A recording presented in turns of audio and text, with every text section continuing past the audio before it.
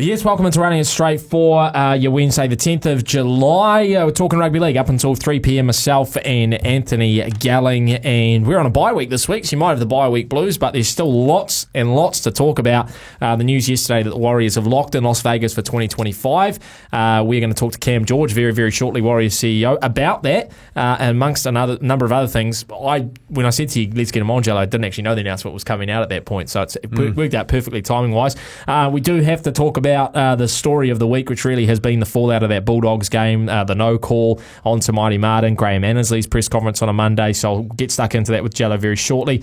No Warriors game to preview this week, so we'll have a look at the rest of the games across this NRL round, maybe have just a stock take of where the Warriors are at, and State of Origin as well, which is going to be next Wednesday. So lots and lots to get through between now and 3. As I mentioned, Cam George will be coming on very, very shortly with us, but Jello, let's rip the Band-Aid off the bat.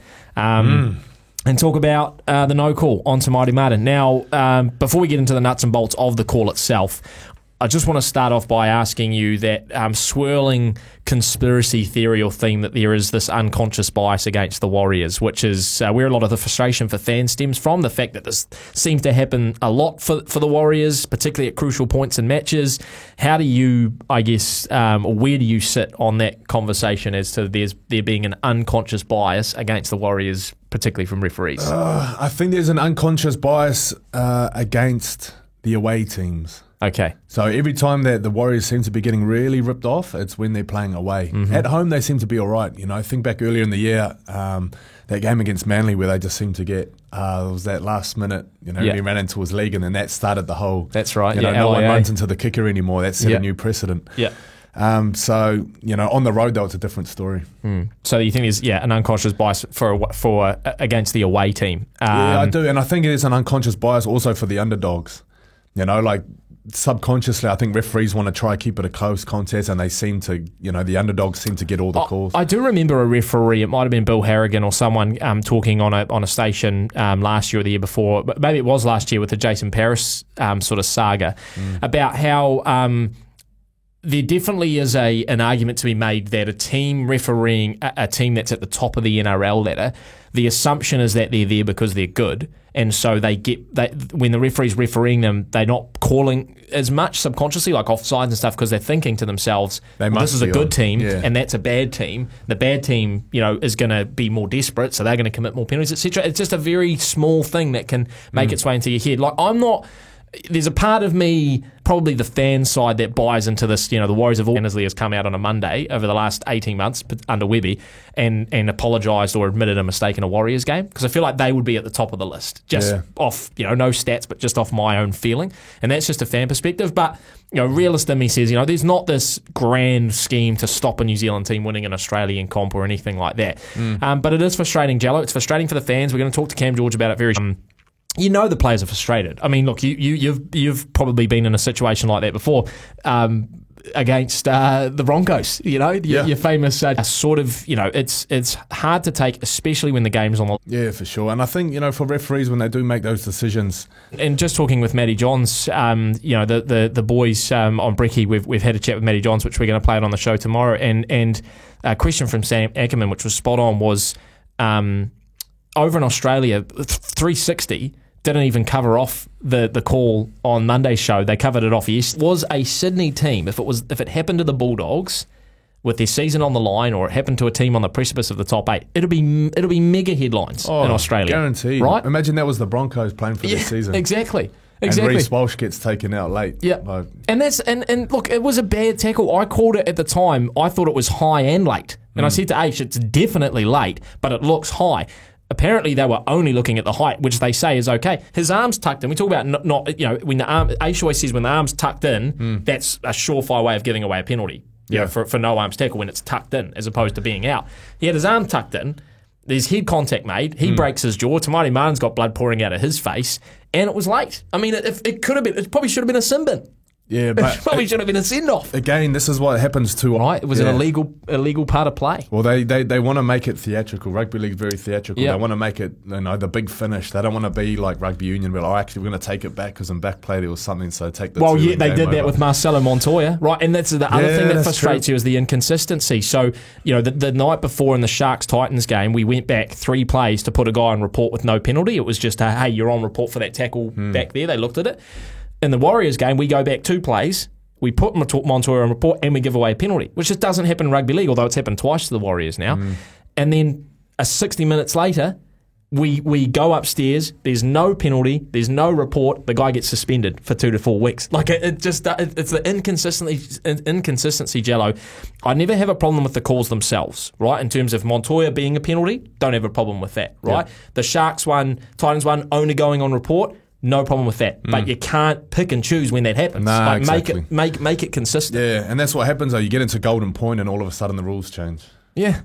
Or Origin, Yeah, Origin, the rules change.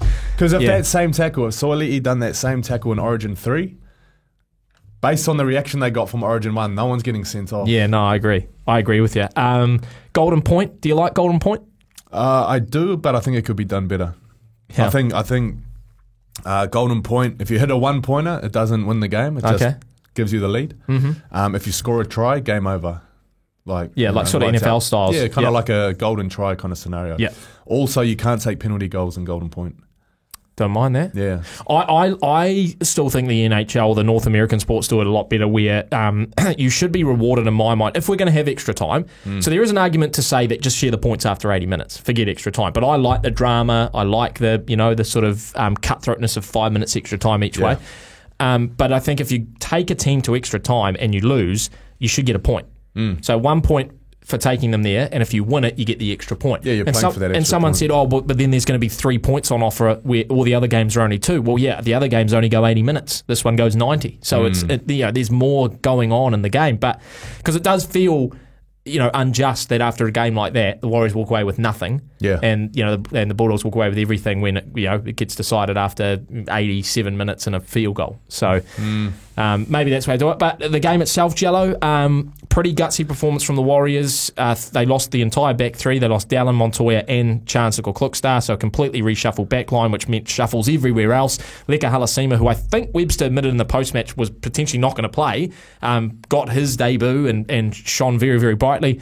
And they took it to the Bulldogs. I still think the Bulldogs, and we talked about this last week, I don't think they're as good as everyone says they are. I think the teams that they've beaten the Sharks by 1 point the week before, and they beat the Roosters in round 4. Outside of that, it's the Tigers twice, the Knights, the Raiders. The ladder fraud investigator. The ladder fraud investigator. on the case. And I find them guilty. And people say, they was gritty against the Warriors. Well, the Warriors lost their back 3, and the Bulldogs scored 12 points. Yeah, the Warriors had no one carrying for them. Correct. I don't Bulldogs know had why all the their- Bulldogs didn't win that by more. All their back 5 are carried over 200 metres. Yeah. So this argument that the Bulldogs, and that's all your summation of, I guess, the performance, Leka Halasima debut, and where it puts the Warriors now because it was an important 2 points. Yeah, massively important 2 points. And it's like that game had a finals feel about it. Yeah, 100%. And I think that's a sign of a good competition where you're not just waiting for big games at the end of the year. Like every game's important, prepping for that. Warriors, definitely there's a new sense of urgency about them. I think you could sense that, something we haven't seen this year. So despite all the people going down and things like that, they dug real deep, and they were unlucky not to come away with that win. But basically got to win. I think me and H worked on the ladder predict as well. They got to win. They can afford to drop one game basically. One game through the run home, which is Yeah. that's very tough to think about. In terms of personnel, like who impressed you the most? Stretch he's had there, so 5 games now. It's probably the worst of the 5. Yeah. Didn't quite take control, and of course didn't have the clutch factor when it came to hitting a winning field goal. Yeah, I think the positives to take out of that, the performance from Mitch Barnett, from our mate, what's his name? Jackson Ford. Yep. To get us 4 tackle 3, tackle 4 carries. Yeah. The debut from Leka was awesome, man, and it's another good debut. We've had a good debut from Ali Leotawa. Yeah. Jacob Laban's been good. Zion's been awesome. Dimitrik, all these guys are locked in for next year. That's like the next wave coming through. So And that's what we're going to talk to Cam George about. What I'm going to ask him about is that pathway, that development now. We've got some great players coming through New South Wales Cup and SG Ball, etc. And looking further ahead, not just thinking about this year and next year with Sean and Tohu, etc., but thinking to those next players and where that premiership window sort of sits in the future, which is a good segue, Jello, after wrapping up that Bulldogs game, to catch up with Cam George, CEO of the One New Zealand Warriors. Afternoon, guys. Great to be here, and I'm just so happy. Girls, you're doing a fantastic job, mate. Well done. Oh, cheers, mate. Appreciate it. Yeah, we're giving him big raps every week. Camo, they're saying the worst kept secret in NRL at the moment, because we've had it trickling out over the last couple of weeks, but confirmed officially yesterday, heading to Vegas in 2025, mate. Just tell us, I guess, how excited you are, how excited the club and the team and Webby are as well. It's a great opportunity around this opportunity, and our time's come up in year 2, so I think it's the best year to go. And yeah, look, we're excited. It's a great chance for our team to experience something that they haven't done before and probably won't do again. And that builds resilience in the group and experience in the group, and for our club as a whole, it takes our brand worldwide, which we're very excited about. Yeah, I was going to ask you, Cam, what I guess is the benefit of the club going over to Vegas? We know what the benefit is for the NRL and growing the game, but just from the Warriors' point of view specifically, what is it about taking a game to Vegas that benefits the club as a whole? Well, in general, it just grows and exposes your brand, to new audiences. If we can get over there and capture the hearts of, a large amount of new supporters, all of a sudden they buy merchandise, they follow you, they become members, and they become your ambassadors around the world. And that's all, that grows business, and that's what it's all about. Any business would love to expand, their audience or their club, what it does. And albeit we talk about the Warriors, in growing this with the NRL, also feeds back into revenue into our game. So the more revenue we can make the NRL through these allows us to be better financially. Now, Camo, a lot of the conversation over the teams that were going to be there and teams that have dropped out or put their hand up, whatever, was around whether or not it was going to be a home or away game for whatever club. Is this a home game for us, or is it an away game? It's an away game. That was a non-negotiable for us. Right. So if we weren't going to be the away team, we wouldn't have went.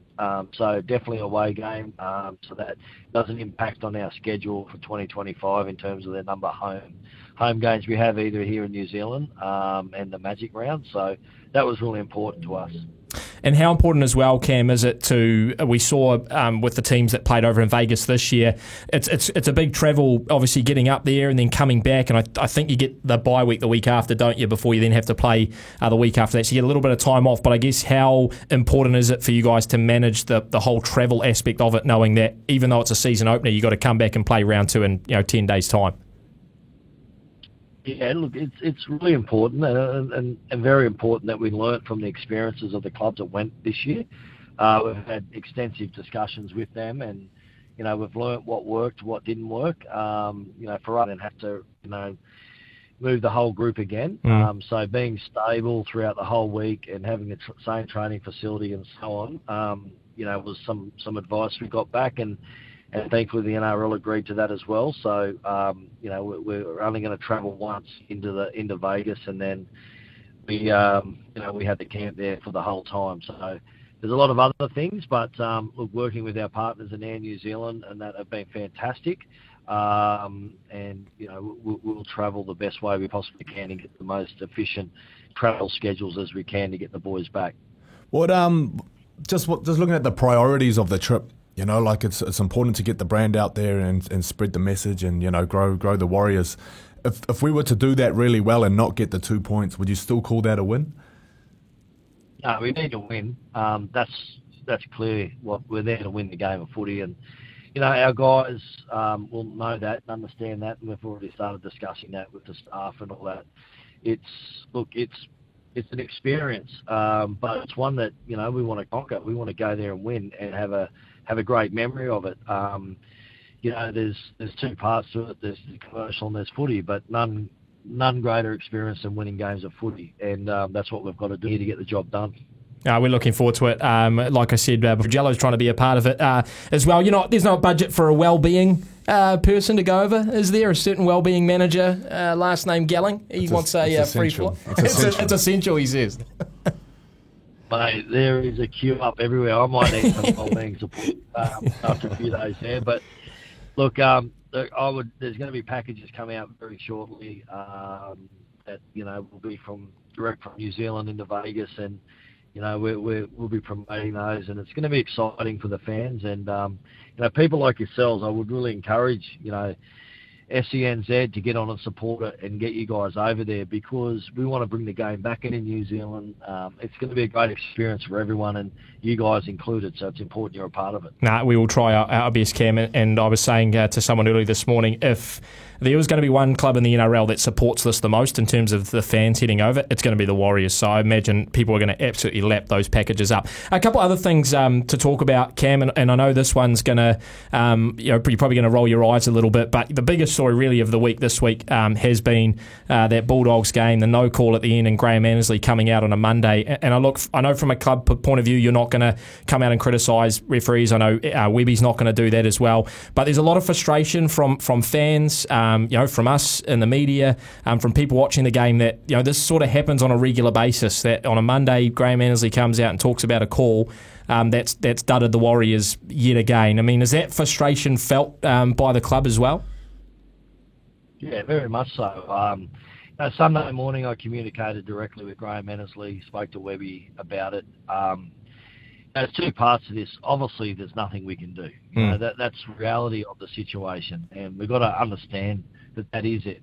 But it doesn't negate me representing the club in challenging the NRL around process that was or wasn't in place. And then, Graham has been very upfront with me. He said they've just missed it. If it doesn't get us the 2 points, I've challenged him on what accountability is in place for the officials on and off the field. And as late as last night, I was emailing with him. I missed a call from him this morning, but he assured me that the referee and the officials involved certainly won't be officiating this weekend. So, if that's what their accountability is, that's what their accountability is. Mind you, there's only half the amount of NRL games too this week. So, there was a number of officials not missing. That would be missing anyway. But that aside, it's frustrating. I really just felt for our players. I just don't understand how it could not have been captured during the process. And Graham's done his best to sort of, answer those questions. But the reality is they've missed it. What can we do? We can challenge the NRL on how, why, and is there a better way we can address it so other clubs don't go through this in the future? It's probably as best we can do. I'll talk to Graham again about what ideas can we throw up, but I can't look back at the end of the day making the officials accountable. But the fans and sponsors should understand, and the players, that we don't stand by and let it just happen without being questioned. But the reality is we actually can't change anything other than put it on the table and make some loud noise about it so it doesn't happen again. And that's my job, is to keep making the NRL accountable for these misses. Yeah, well, it's definitely frustrating, especially when you know how valuable that 2 points is, especially in a run towards the finals. Some positives to take out of that game, though. The debut from Leka takes up the elite pathway opportunities for us and other clubs and ZRL to have those kids in the system and ultimately playing for the Kiwis. That's the end game, and that's why New Zealand Rugby League should be all over this. I've tried, through the NRL to get some interest. New Zealand Rugby League have said that's, their responsibility. So, I challenge them to get it right and do it as quickly as they can with our support. We've got a great pathway system of seeing kids come through it. Our biggest challenge is being patient about it, because good things take, time. But we're seeing the sprouts of talent and quality of the kids we've got in our system starting to shoot through, and we saw that on the weekend, and we're very proud about it, but we're very patient, and we're going to have to get it right, because it's not about getting it right for 1 year. We want to get it right for the next 30 years and leave a legacy behind, that every decision we make around pathways now is setting up our club for a lot of success. But everyone has to work together and get it done, and stop talking about it. Yeah, I feel like because I do feel like there's some schools, especially that have just kind of locked rugby league out. And I talk about rugby league was to get into one of those schools, it'll be a domino effect where, if one school's got it, well, the other school's got to compete with them. They got to be on the same page. So, has there ever been like a collaborative situation where you might go to NZRL and say, hey, look, guys, let's work together on this. We can do this and this, or is it just kind of up to them completely? No, mate, we're throwing up ideas. We're throwing up, concepts. Look, ultimately, girls, we don't want to be in the New South Wales competitions in Australia. We want all of our talent to be retained in domestic competitions in New Zealand. And, if player A isn't selected in the NRL team, rather than going to play an Australian-based team, an Australian-based competition, we want to get to the level where the competitions here are so good and providing the quality, the quality of footy that we need, that player drops back domestically and they're retained here in New Zealand, and we're picking players out of. But that takes work, that takes plans, that takes strategy, and that takes investment in the competitions. I'm just going to focus on our job, which is making sure the Warriors do the best they can to promote rugby league in this country and attract kids to want to play rugby league. We're in the retail shop window, and I feel like that's my job and that's our job as a club. And I had a long chat with some people this morning about this, and they understand that, our role is that, and the overall role is the domestic governing bodies, which is New Zealand Rugby League and all regional bodies, to do the best they can. Cameron George, our Warriors. Just on that, we'll always work with them and support them, but we're going to really focus on getting our stuff right, because we feel like that can, attract a lot of kids into the game. Absolutely. Cameron George, Warriors CEO, joining us here on Running It Straight. Couple more quick ones just to finish, Cam. Jello mentioning, the young talent coming through that have debuted for the club over the last sort of 18 months or so, and fantastic debuts for them. When we had you on last year here in studio, we talked about, I guess, a premiership window. This year hasn't quite gone as hot as 2023 was. Where do you sort of feel the team is at in that regard when you look at the contracts that are in place, the recruitment, the youngsters coming through, and the team moving forward?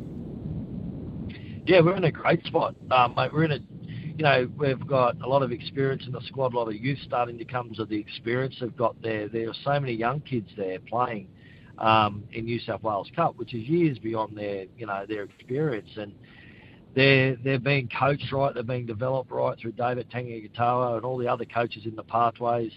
Mate, we're in a good spot. It's transitioning, it's always evolving. Premiership windows, I don't know, how you sort of assess that, but what I do know is that what I know is coming through underneath, meeting with what we've got in the NRL level, is exciting. It's ready. We've blooded a heap of young kids come through. They've shown their quality, and it's something that, underpins our future. We're ready all the time to win premierships, and that ain't changing over the next few years. And just finally, Cam, a bit of a cryptic message on the Go Media Stadium website or Facebook yesterday. It says, big announcement coming soon. Stay tuned. You won't want to miss it. You can't give us a steer at all, could you, Cam? No, I've got no idea. You've got no idea. No okay. idea. So maybe it's people were suggesting maybe Mount Smart's going to get a retractable roof. It's maybe not that elaborate. We'll have to wait and see. Mate, do appreciate you joining us as always. Great to get your insights and your feedback on everything. Looking forward to Vegas in 2025 as well as the run home for the boys as they inch towards round 27 and hopefully some finals football as well. Cam George, thanks heaps for coming on. Thanks, guys. Appreciate it. Cam George, Warriors CEO, joining us on Running It Straight. We'll take a break. We'll come back with plenty more, including a preview of this round's NRL action right after this. Welcome back into Running It Straight, talking rugby league up until 3 p.m. And great to have Cam George, the Warriors CEO, on just before the break. Some interesting comments. It's obviously an away game in Vegas, and that was a non-negotiable. Jello, I know that was a non-negotiable for Melbourne. That's why. It's mad that Melbourne didn't get that term then. But we did. Yeah. Wow, there you go. There, Cam mate. George, What does he's the that man. tell you? He's pulling some strings, Cam George. Interesting hearing about. He's bang on with Graham Annesley. And the club can't do anything, and you can't just be given the 2 points from the game, and it doesn't. And I think that's actually what makes it even more frustrating, or perhaps the most frustrating for fans, is that there is nothing you can do about it. Like they acknowledge they got the call wrong, but that's it, and it frustrates you that there's no justice. There's no repercussions. There's no, you don't do. You absolutely do. But it is frustrating when it comes up week in, week out. The Go Media Stadium thing as well. So still don't know what on earth that's about. Cam George wasn't going to divulge. I don't think it's a retractable roof or a covered southern stand, which some people are saying. Funny on that subject though. Okay. A little bit of rugby league history. Oh yes, I do love a bit of history. So this is from the archives. This is from Roy Williams. He's a former journalist here in New Zealand. Mad rugby union supporter, not a big league fan. Okay. So he was an athletics guy too. So he was coaching athletics down at Mount Smart when it belonged to Auckland Athletics. And in 1994, the Bulldozers pulled up onto the multi-million-dollar running track. I phoned Warriors CEO Ian Robson, first ever Warriors CEO. I phoned him to find out the reason. I introduced myself, and he shocked me. He said, just another troublemaking reporter, hey? I've met plenty of you lot before. Robinson asked, why are you phoning me anyway? You should be speaking to Auckland Regional Authority. We only rent the stadium off them. He finished by saying, I'll tell you something, Sonny. The Warriors will be the greatest sporting event to hit New Zealand. Wow. And that was back in 1990. That was in 1990, and this guy was not happy. He replied with, I've covered more than 40 rugby union tests, including the 71 British Lions, the 86 Springboks, and around 30,000. And if the Warriors start losing, you'll be lucky to get 7,000 there. Wow, that is some great history, Jello, and some sort of ominous foreshadowing as well. Yeah. Look at them now, selling Look it out. Look at them now. Look at them what now. What are they now? 50% Roy. win rate, and it's sold out every week. Roy. Yeah, it is funny. I do take the point, like if the Warriors, the game's sold out for the rest of the season, if the Warriors, say, lost the next 2 or 3 games, would those ones that have already sold out have sold out, had it sort of been, still fill up. Still filling up. But that is in and of itself a sign that they sell out well in advance, so it doesn't matter whether they win or they lose. But it's also a sign that, are the Warriors, is rugby league becoming a little bit more ingrained in the identity of Kiwis of Aucklanders, especially to the point where the Warriors can be losing, but you know what? We just go back them anyway. That's what we do. When the Warriors are on, we watch the Warriors. Aren't that fickle? Like they will support. I say that sort of loosely, but there is a body of fans that have always supported them and always will support them. Whereas in the water, the other thing as well is, I think rugby league's really recaptured its identity and perhaps created a new identity around a fan base. Now, back in the day, obviously, it was very blue collar, and it was probably fair, but that's certainly what I've been told. And they've rekindled a little bit of that, and they've added in sort of a younger generation, grown on top of what with the social media is. and the TikTok and everything like that. Yeah. And it is a passionate, interested, engaged fan base. And seriously, look at the social media posts. Look at it. It's an engaged fan base. It's not just, and this is where other sports get it totally wrong, it's not just the 80 minutes in the middle of the park. Nah. So much more than that for Warriors fans. More. And how many people do you know that say, I used to love watching the All Blacks, but I couldn't name 2 or 3 of them now? Well, and we had this conversation on Breaker yesterday. I do think that Scott Robertson, now a refresh of the All Blacks and a new coaching staff, has sort of with some exciting new signings, and they started winning games, and that just propelled them all this momentum. Look, if they go 3 or 4 seasons outside of the 8, we could very well see them in a position like they were 5 or 6 years ago. Yeah. But you're confident with seeing the development and talking to Cam George and hearing the language around the club is very different. Like, I've been following them like really, really closely for, I'd say, probably 10 years now, and the language around the club seems very different over the last 2 years. And what they're doing and the structures and the way Cam speaks and Andrew Webster, it's very, very different to what we had in the sort of previous regimes, and that's positive. Yeah, for sure. That is positive. Well, they're not playing this week, unfortunately, and that's a real bummer, Jello. So just before we get to another break, I just wanted to ask you where you think they're at. So we mentioned an important 2 points dropped against the Doggies. They've got a very tough run home where they can really only lose one game. Where do you see them at in terms of how they played on the weekend, how they're playing, and that run home for them, which includes a couple of tough games towards the back end? I think they have. Are they a top 8 team? I think they have as good a chance as anyone in the comp. Okay. There's no one there where I think, these guys are a lock-in and these guys aren't. You know, Warriors have as good a chance as anybody. The question is the energy that it's going to take them to get to the 8. You know, we see it sometimes. Teams go on this big mad run. You know, they make the 8. You know, how much does that take out of you when every game's a must-win game? Yeah. Final, another final. You're not going to get the week off because you'll be playing sudden death. Because if they do make it, they'll most It's going to be likely- 8th. It's going to be It'll 8th. be 8th, 7th maybe. Yeah. So you're not going to get a week off. You know, essentially you're playing to win a grand final. You know, we don't want to watch them lose a semi or, you know, go out in the first round. So if they do make the 8, it's going to be it's a huge mountain to climb. Some people maybe new to rugby league or maybe not as well versed in it, you know, will look at it, Jello, and say, you know, the Warriors on 17 points, the Bulldogs are in 5th on 22 points. It's only 5 points. Like, that's, you know, 3 wins and they'll get it. But I know we sound like a broken record here. The way the NRL works, so it's not actually easy to make up 5 points at all, and it's very, very hard. It's not just a matter of winning 3 games. The other teams all have to lose as well. So, yeah, we've done the ladder predictions, and we think they can afford to lose 1 game, basically, heading into round 27, that bye they've got, and that's just them scraping into the 8. So, not quite the season they would have wanted in 2024, but I still think the pieces are there for 2025. I mean, we're losing Adam, but outside of that, and you're adding James Fisher-Harris, we're not losing anyone else. You're only getting guys back, guys like Luke Metcalf, who have been injured all season, a couple of the youngsters coming through that'll get more of an opportunity next year. It's I think it's going to be... It's building nicely. It's building nicely, but at the same time, you want, you know, this next 6 weeks to be special. You do. You still want them to win. Yeah, you'd hate for them to lose the next 2 games, and then it's correct. You don't want to be like, you know, the Titans or the Tigers who are down towards the bottom, and oh yes, we've got youngsters, but they're just not winning games because it's depressing. It's hard to think or see a way out, and that could suck a lot of momentum out of, you know, what's been built over the last 2 years as well. Yeah, and let's be honest though, the Bulldogs are doing what we wanted the Warriors to do.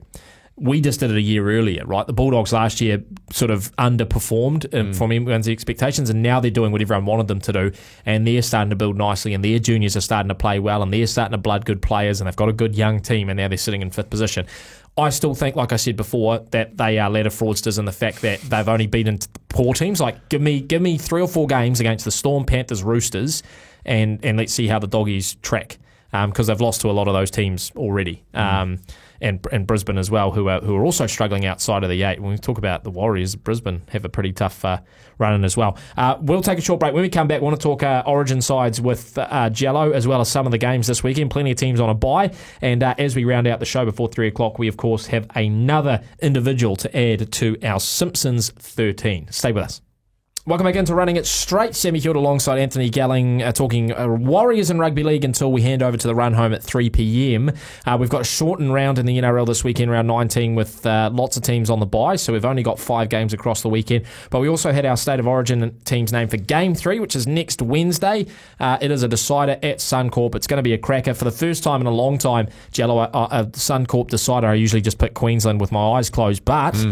New South Wales have all the confidence. Mitch Barnett is named on the interchange. A team so bringing in back in Kurt Capewell. No David Fifita, which has been the big talking point, but Billy's been pretty open with saying, you know, defensively has some frailties, and if anyone's going to exploit that, it's going to be Michael Maguire. So the 2 sides named. Jello, what do you make of it? And do you think that the Blues are favourites going into next Wednesday? I think they should be favourites after that performance last week, but there's the emotional factors that get added for Queensland. Number 1, the series is now on the line. Last week it wasn't. Oh, it was. They could have wrapped it up, but they had that game in hand. You know, there's not that sense of urgency. Number 2, they're at Suncorp, so you know they're going to show up 100%. I think it's going to be a lot closer. I don't think we're going to see a big blowout like we did.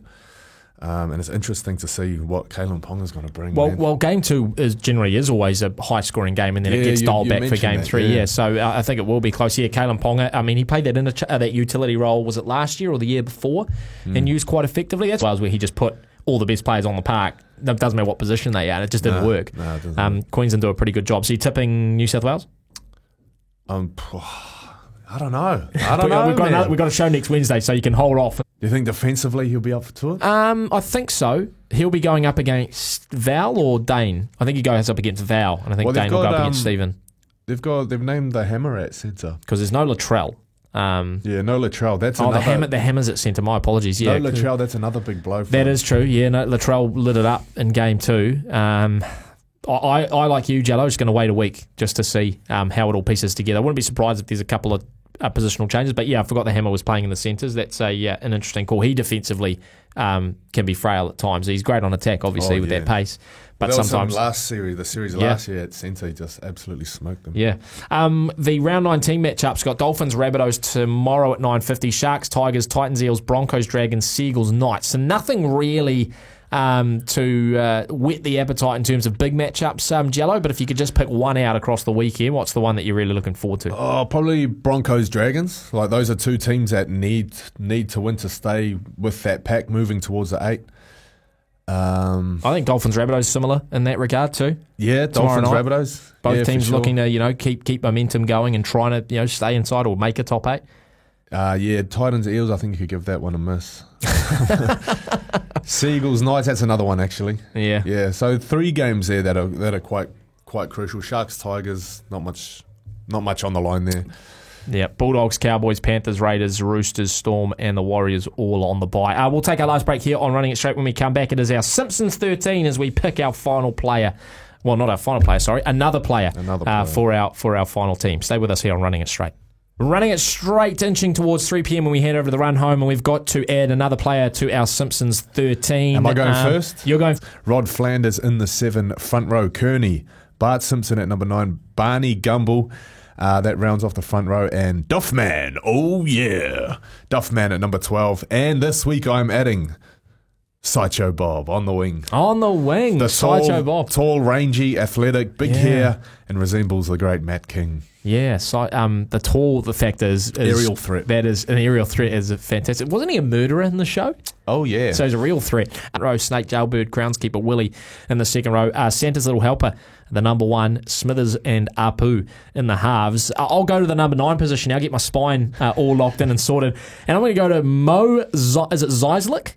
Zizlak. I'm going to say Mo, and the reason why Jello is that he serves it up on a platter. He's good at serving when needed. Can get a little bit feisty, a little bit fiery, maybe a bit of a Reed Marnie vibe. He's got an absolute mug on him too. Looks like he's played 400 games. Absolutely right. Well, there you go. That's another addition to our Simpsons thing. So we're 8 down. We've got 5 to go. We've got 5 more to name over the next 5 weeks, which is going to work out very, very well. We have to name a coach and some interchange. To the next game for the Warriors, which is the Raiders. Let's go. And we will also look next Wednesday at State of Origin game number 3, the decider up in Queensland. That is us for Running It Straight. We'll hand over to the run home next. SENZ. It's Kiwi for Sport.